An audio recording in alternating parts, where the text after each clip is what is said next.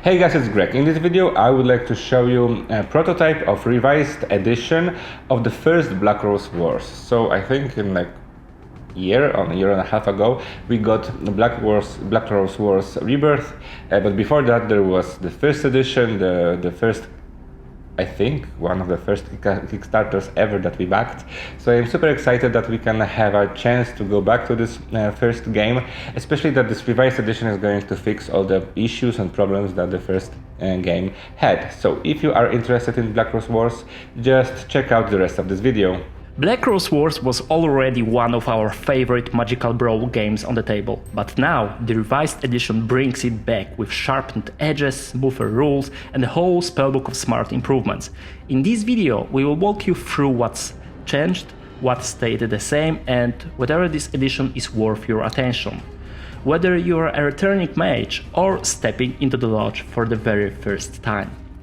At its heart, Black Rose Wars is still a competitive deck building game mixed with tactical area control. You play as mages, each aligned with a unique school of magic, all trying to become the next Grand Magister.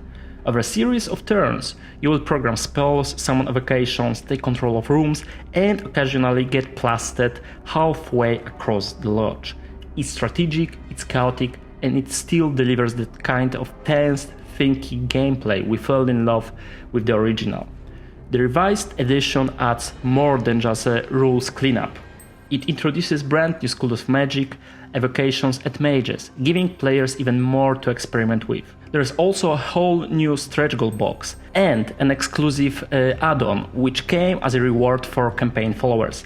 These additions aren't just filler, they actually expand the strategic range and keep the game fresh over time. One of the most welcome upgrades is the completely overhauled rulebook. It's clearer, easier to teach, and introduces better structure. Keywords like pain, repeat, and transform condense some of the game's more complex effects into understandable, standardized actions. The updated lexicon aligns with the rules from Black Rose Wars Rebirth and Black Rose Wars Duel, meaning it's now easier to transition between different entries in the series. Spell effects have been revised across the board. Some mechanics that didn't age well have been removed or replaced. Others have been made viable for more competitive play. Overall, the spells feel tighter and more balanced, and the schools themselves are more evenly matched. If you have ever had that feeling that one school was just a bit too dominant, those rough edges have been smoothed out. Quests and events, which were sometimes unclear or too slow, have been cleaned up as well. Quests now use the advanced keyword, letting players place cubes on their quest cards and resolve objectives faster. During the Black Rose phase, each mage draws 2 quest cards and keep 1, giving players more choice and flexibility from round to round. Rooms have also been rebalanced. They are now divided into 2 families: Ancient Rooms from the original game and Reborn Rooms from Rebirth. These can be used interchangeably in matches thanks to a compatibility rule. Activation tokens now display the power points reward for players who help devastate a room, and those tokens are removed from the game after scoring, simplifying the final tally. Also, just like in Rebirth, room actions are now printed directly on the tiles, which is a huge usability upgrade.